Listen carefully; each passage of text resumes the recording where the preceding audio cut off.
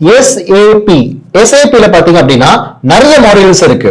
அந்த SAP ல FICO, MM, ABAP, SD அப்படின்ட்டு சொல்லிட்டே போலாம்.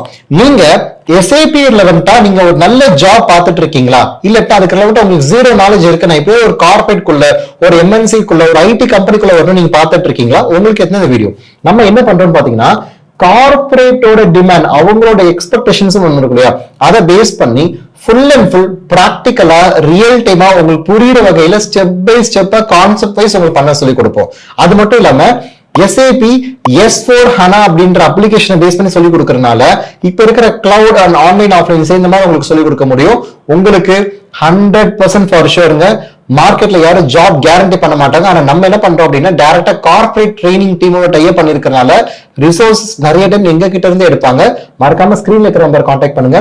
SAP ல வந்து ஒரு சூப்பர் ஆப்பர்ச்சுனிட்டி உங்களுக்கு காத்துட்டு இருக்கு.